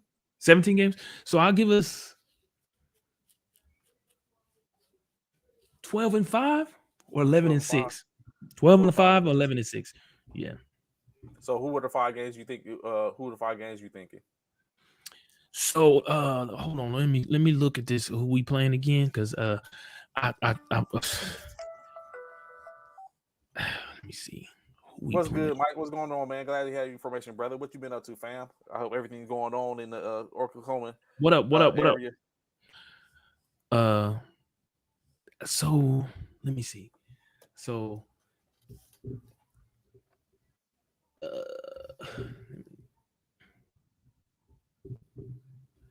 me see. I do know. Ooh, that's not what I wanted to do. Okay, yeah, they only did. Is who?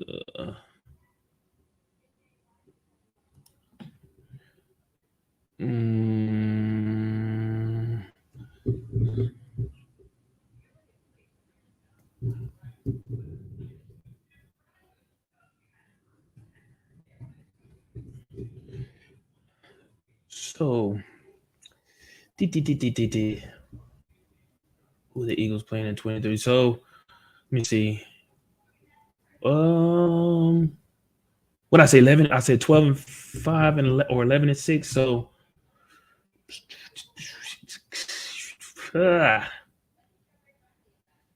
so I said we beat the Cowboys both times, the Giants both times, the Commanders both times. We beat Seattle. We'll beat Tampa Bay. We'll beat the Jets. Greatly appreciate, Mike. Appreciate you, brother. Thank you, sir. We'll beat the Patriots. I think we may lose one against the Rams, depending on where we play them. Is it Rams? Y'all play Rams in Los Angeles. Just all you talk about the time frame, because they're away game. Los Angeles Rams is away. The Patriots are away. The Jets is away. Seahawks. I'm looking at it. Yeah, I'm looking at it now. So home, we got the 49ers, Vikings, and Buffalo, Miami. Damn. We got Buffalo twice? No, I just got it once. Okay, and then we got Arizona. Ooh, man, hold on, bro. So there's not that's a that game. So boy, that's why y'all split the schedule so strong. Goodness gracious. Yeah, but we could fool around and win every game at home. The Vikings gonna give us a problem. Y'all gonna give us a problem at home. Buffalo, Miami. I'm not worried about Miami. Buffalo gonna probably give us a problem, and I'm not worried about Arizona. And then on the road, the Rams and Kansas City. The Rams and Kansas City. Those are the 2 teams that I'm worried about on the road. Everybody else, I'm not even concerned about on the road. Nobody on the road. Seattle, New York, Patriots, Tampa Bay. So not even that bad, man. You're not worried about it? No. Aaron Rodgers, I'm not worrying about Aaron Rodgers out of New York, bro. It's his first year. I don't think they're gonna gel that quick. Yeah, I don't think they're gonna gel that quick. So the only ones, my 6 losses or 5 to 6 losses would be maybe Minnesota. At home, at home. Yeah, so the 2 losses I could give you on the roads are definitely probably LA and Kansas City. And that's depending on how LA is at that time, because they might not be the LA of and when we play them, it could be potentially Kansas City only. Right, Kansas City, yeah. And if I had to pick another team on the road that we possibly would lose to, even though I've already said that we won't lose to them, is the Cowboys, because it is hard to play in the Cowboys Stadium. But everybody else, no. That part. Yeah, everybody else, no. Tampa Bay, no. Seattle, no. Jets, no. Patriots, no. And then at home, only team I'm fearing at home, really.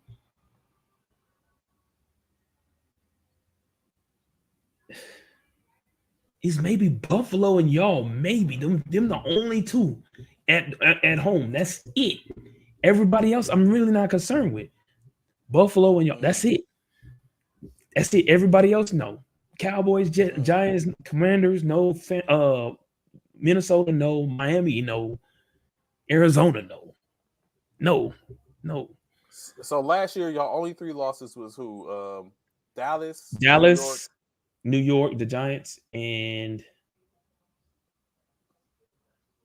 who did we lose last? Who else we lose to last year? We lost to. Hold on, I'm finna tell you. Oh, that ain't what I'm looking for.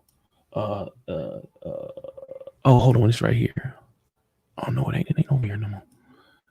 Hold on, I'll tell you real close. Lost to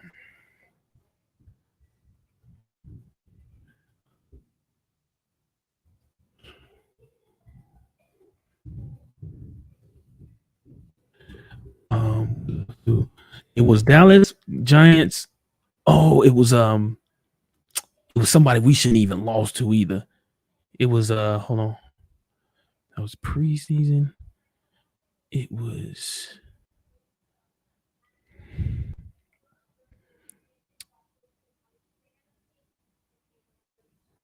the Commanders. We did lose the Commanders last year. Okay, I thought so. Yeah, we did lose the Commanders. We lost 32-21 last year. Yep, it was the Commanders. Yep.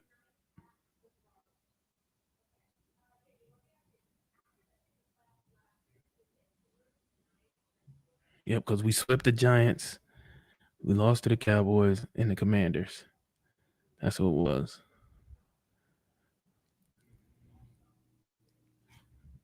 Hold on.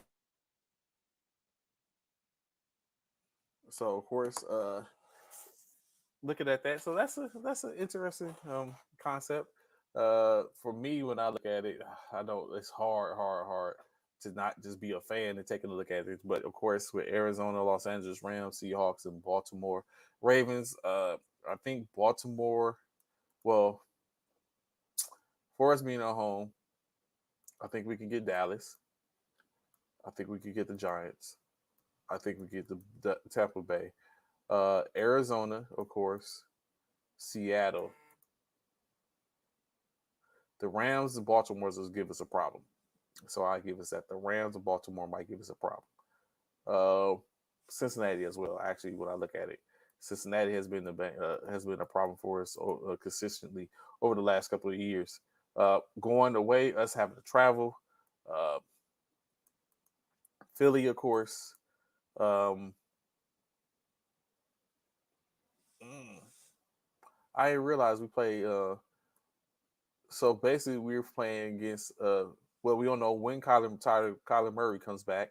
So that's Arizona is going to be different. I don't know if Matt Stafford is back. So that's going to be different. I don't really. I mean, just so what are you going over yours right now? Yeah, I'm looking at it. When I look at it, Cardinals, like we don't know when Kyler Murray's coming back. You're not going 17-0 this year, huh? Like, so you're not going. Not like you were. Oh, okay. Oh, okay. Last year, I've never said we was going 17. I said we was going to lose 3 games last year. And 3. We lost 4. So Pittsburgh is going to be Mike. Let me look at y'all. I remember last year I looked at yours and y'all was like, I was like, no, y'all finna lose this one. Y'all finna lose this one. He's like, nah. Hold on, let me see. San Francisco's 49ers schedule. Let's see what y'all got. Who and y'all then plus I got to take into consideration. Last year we only had Christian McCaffrey the last 7 games of the season. This year we have a whole year to game plan with him, as well as some of the undrafted free agents we picked up, which is pretty good. Picked up a 6'4", 210-pound receiver, undrafted out of East Carolina.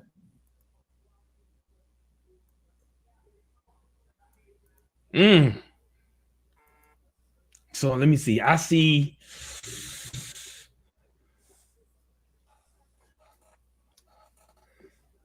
Let's see. So Pittsburgh don't impress me. I don't know. They don't impress me.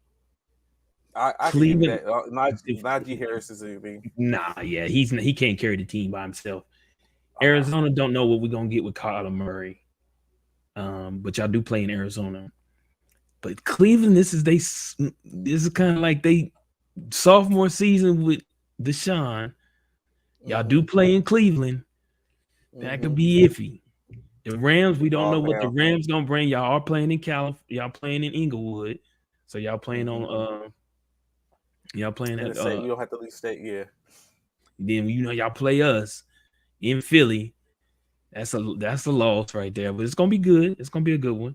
Arizona, y'all get in there. I got Arizona again, but y'all got them at home, so y'all probably get that dub.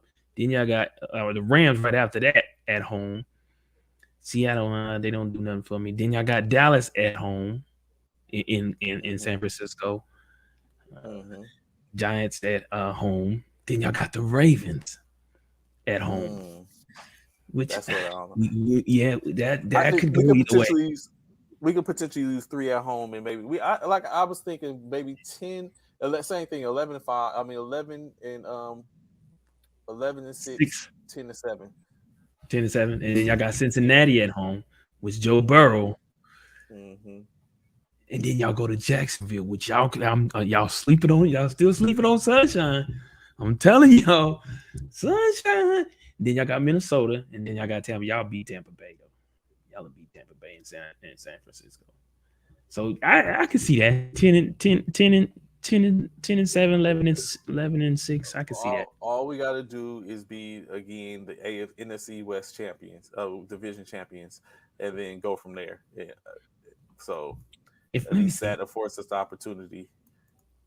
1, 2, 3, 4. I can see 4 teams beating y'all. 4. I can see 4. 4 teams like legitimately possibly beating y'all. Possibly. 4. And that's because one of them, of course, is the Rams because y'all played them on the road, but y'all got him back. Y'all got him back at home too. Of course, I got us beating y'all, and then Baltimore, Cincinnati, and then maybe Jacksonville. That's my 4. Everybody else, y'all should be able to beat. But again, it's hard because we don't know who's going to be at the helm, or who's going to, if we're going to have to run it back or use all 3 like that. So that's the main thing as you get ready to go forth.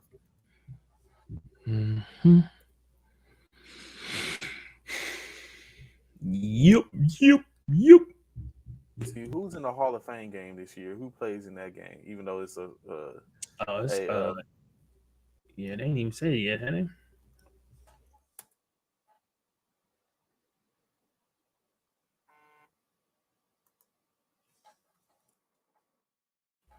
Let me see. Good Lord, bro.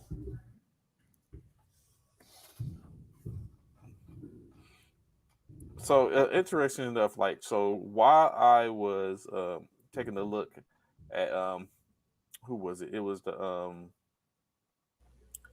Uninterrupted with Gilbert Arenas, Al Harrington, was Cleveland Browns and the New York Giants. I mean New York Jets. New York Jets on August the 3rd. Yep, August the 3rd.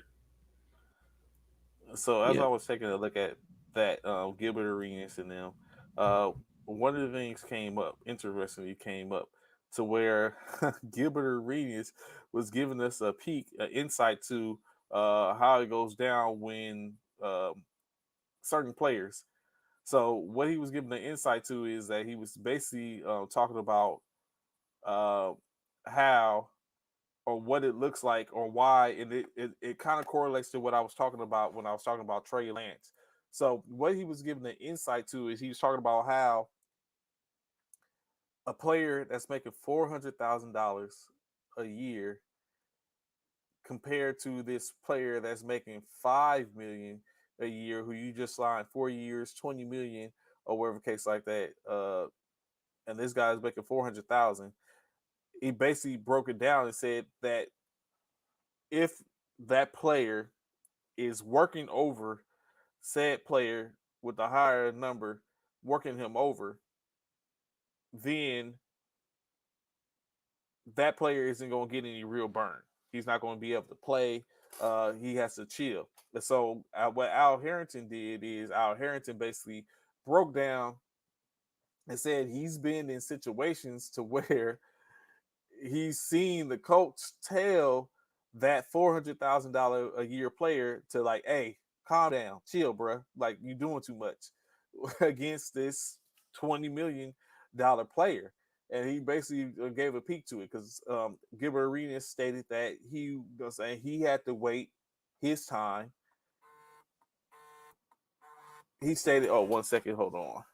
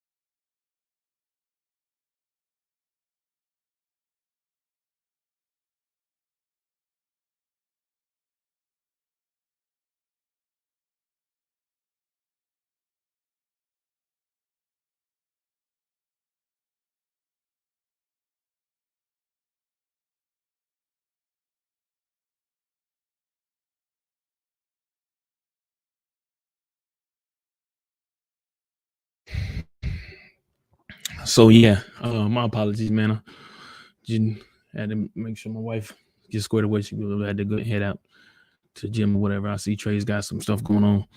Got a phone call. I'm sure it's about work. But yeah, man, everybody, how many of y'all looking forward to this NFL season about to come upon us here in a few months?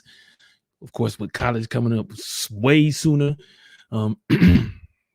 We definitely looking forward to it, man. Let us hear what y'all predictions for y'all teams, man. What are y'all looking at? What y'all think y'all team gonna do this year? And in how they gonna fare. Of course, we know the schedule doesn't come out until tomorrow. On when everybody plays whoever they play. We get the official dates of the games that are being played. We already know who everyone is playing. We just don't have the official dates as of yet. Like I said, we ourselves, the Philadelphia Eagles, we have a Christmas game, which is cool. I'm definitely looking forward to that. That we got the New York Giants. I don't know if we played at home. Yeah, it says looks like it's at home, so that's good. So we definitely got the Giants at home for Christmas. So it's gonna be a good Christmas for me because I'm gonna be looking forward to it, baby.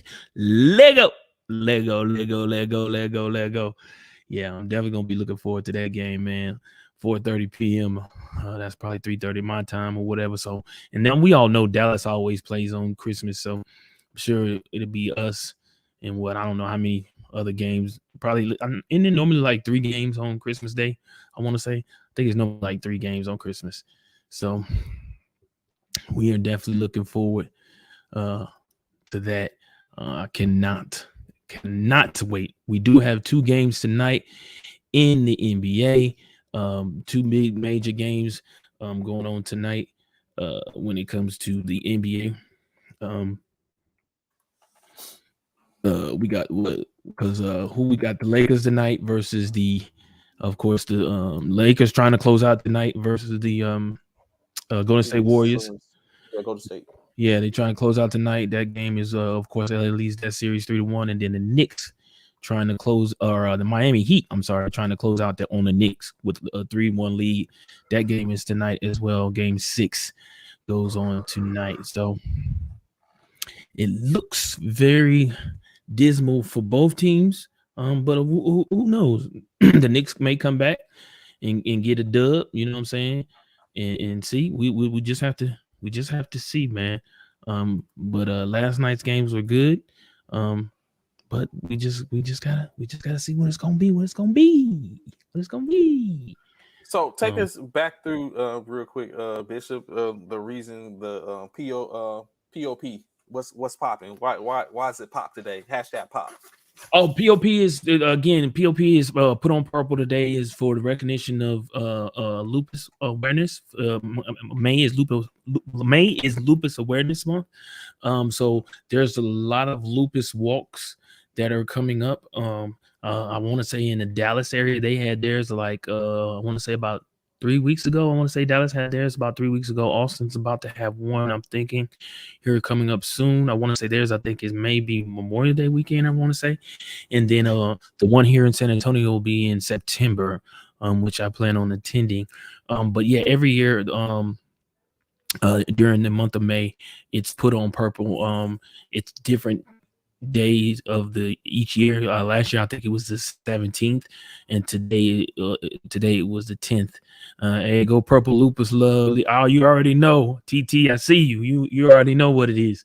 But yeah, it's it's just in recognition for those who suffer with the uncurable disease of lupus.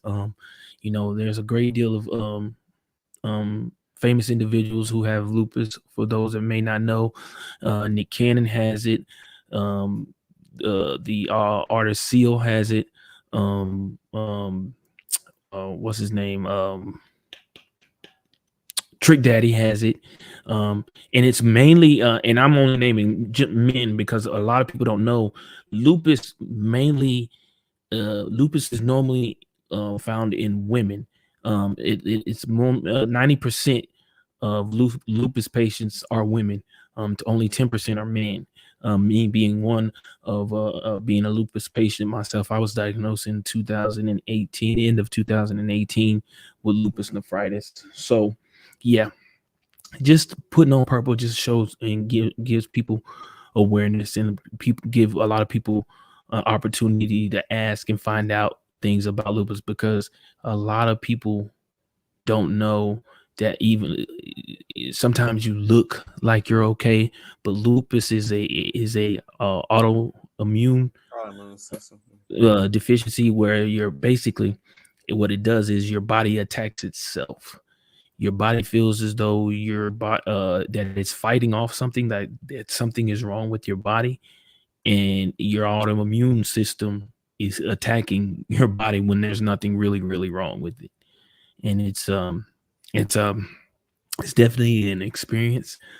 Everybody's lupus is different in some aspect. Some people suffer different ways and things of that nature. Can you die from lupus? Yes, you can. It has claimed some people's lives and things of that nature. But there are, again, there is no cure, but there are ways to try and fight it. It can go into remission and stuff like that. So, yeah. Is it from a person being diagnosed with it painful? Very, very painful. If I had to describe the pain when I was going through it, it's the best way I can describe it is when I first had symptoms of it and things like that, and I was going through it, was that how when you go to the gym for the very first time, or you've never been to the gym and you go to the gym and you do a strenuous workout, on just doing, you know, weightlifting. You know that pain that you feel the very next day. Say you did an hour and a half workout on your tris, bis, or whatever, you did an arm workout, and you know that pain that sets in into your joints and stuff like that because you lifted so hard or you lifted too heavy that day for the very first time in months or a year or however long it's been since you lifted. Take that pain, that soreness that you get and stuff like that in your joints and all of that, take that and times it probably by 20. And it's bad, man. It's bad. At one point, I had mouth ulcers. I could barely even walk at one point in time. I became a pincushion when I was in the hospital. They had at one point, it's called the what is it? They got a name for it because when you first, Butterfly. well, that's the butterfly effect you're talking about that you get around your. That's the butterfly effect that you get around your nose and stuff. I don't know how that just happened. The butterfly effect is something you get around your nose or whatever that some people get. Not everyone gets that. But around your cheek area and stuff like that. But when I first got diagnosed, they didn't even know.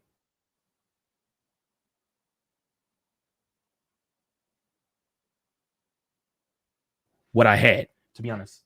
They basically was like they thought I had what did they say? Lyme disease and all types of things. They did it.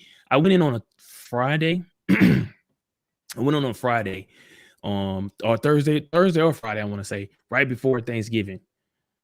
I want to say I went in and they could not figure out what it was I had. They asked me had I been out of the country.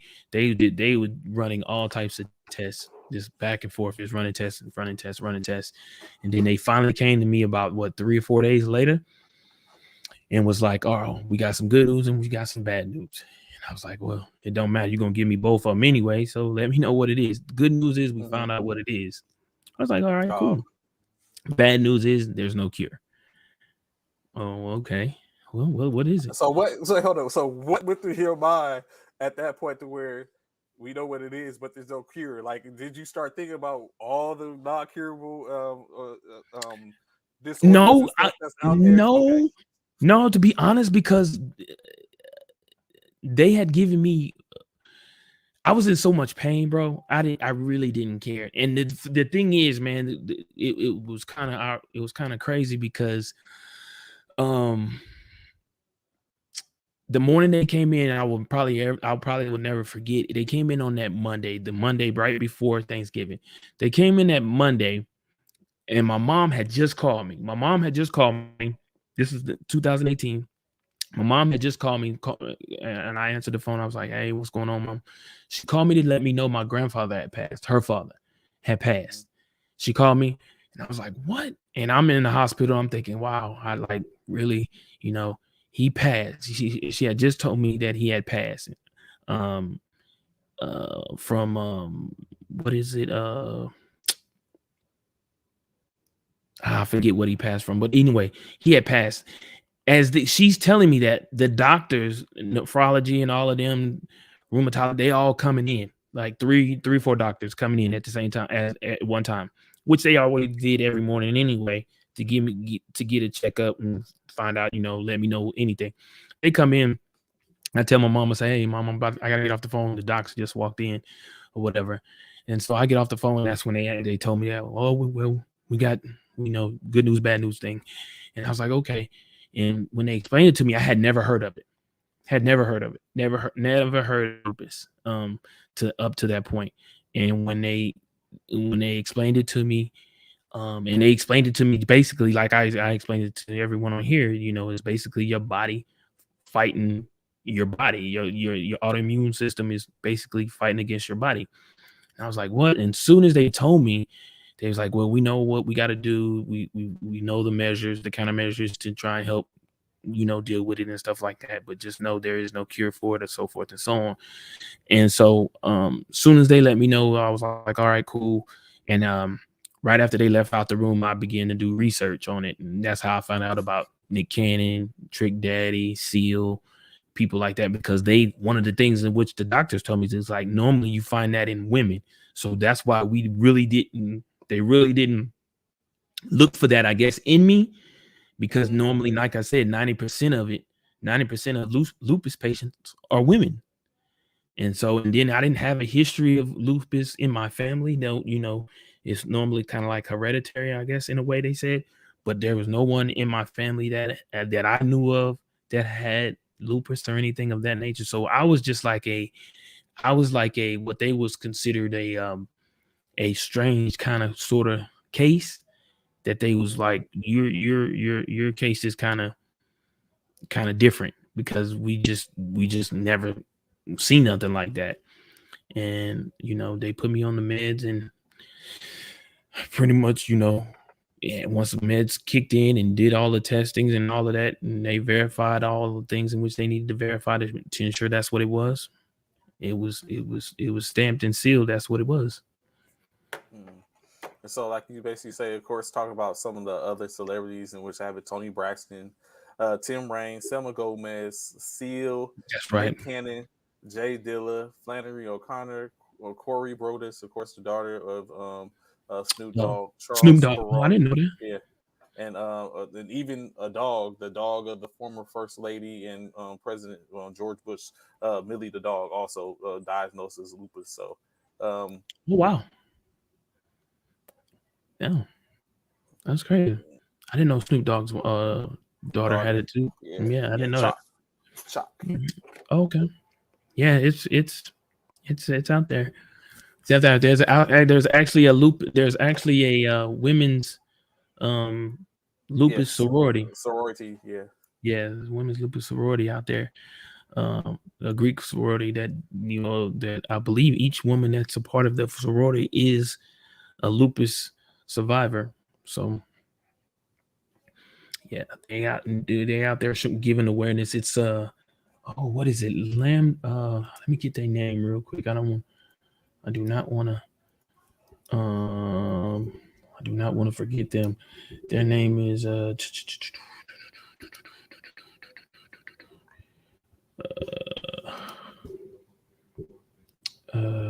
on. Lambda Sigma. Sigma, that's it. Lambda Sigma, that's it. That's them. Lambda Sigma. Yep, Lambda Sigma.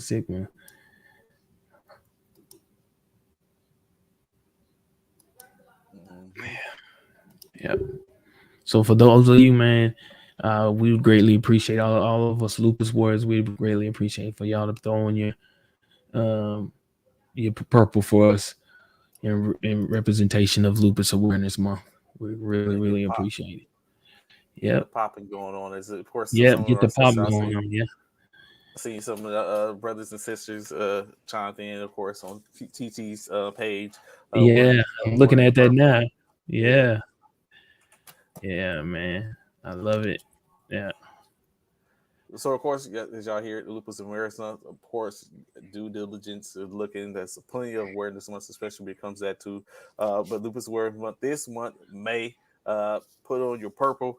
If you just find out about it here, take it upon yourselves to throw it on sometime during this month. That's right, man. Awareness, lupus awareness, of course. Hashtag lupus awareness to continue to talk about. You heard Bishop's about with it, how he went through things. Of course, like I said, our own TT, Kanief, sis, LS. Our sister, as well as MPS. MPS, yes. Precision. MPS and Precision. She's a lupus warrior as well. So yes. So of course, go figure, get the information, take a look at it. Find a walk, man. If you're able to do a walk, if you're able to do a walk, we really appreciate it, because that helps as well to find awareness as well. You know what I'm saying? So yeah, if you can find a walk, we would greatly appreciate that as well. So of course that's our time for today. In a sense, of course, we'll be on. Like I said, won't be on tomorrow. Be on the road, traveling. We're not traveling, flying. But of course, Friday we'll be back here so we can. Where you headed to, Jay? Tampa. My son is graduating from kindergarten. So Rain is Okay, graduating. So nice. he'll be he don't know I'm coming. So be Nice. pulling up there. Take a look at that and watching his graduation, and then be Mhm. back. But of course, like I said, be in a hotel. So Friday, we'll be able to talk about these schedules. We'll be able to talk about the Lakers moving on and talk about who they're Mm. waiting on. So all Mm. of that going down on Friday, of course. So we'll be able to talk about it and speak on it and everything. Uh, Appreciate it, TT, no problem whatsoever. No doubt. You know I'm there. You know we got support for you. And then of Can't course the support you same without supporting myself. So got you. uh, Applewhite. Shout out to Applewhite. I seen him. Happy anniversary. Oh AP. yes, to the Apple Whites, to the AP family. Yes, happy anniversary, AP. Rich AP for So sure. For of sure. course going on. We should be able to say congratulations to Trey. The Los Angeles Lakers moving on tonight. So That's premature, sir. But we will see. We will definitely see. That's premature, sir. Premature. like I said, I can't wait. I want to see what this Philly Philly Ooh, don't let the 76ers make it to the finals too. Ooh. Even though that's not my squad. I'm just saying though. I'm just saying. Just saying, you know what I mean? You know what I mean? There you go with that. Really? That's what we're doing. Just saying. In any case, we greatly appreciate y'all tapping in with us today. We look forward to seeing y'all not tomorrow, but on Friday, back in the building, back in the lab, bringing y'all sports, having conversations. We never know what'll pop up at that time. I hope, like Bishop would say, it's hump day. That's right. Hump day. I hope y'all enjoy y'all day. Continue to make it a great weekend and see y'all again on Friday. Peace to you all. Y'all be easy, man. Enjoy y'all hump day. We'll holler.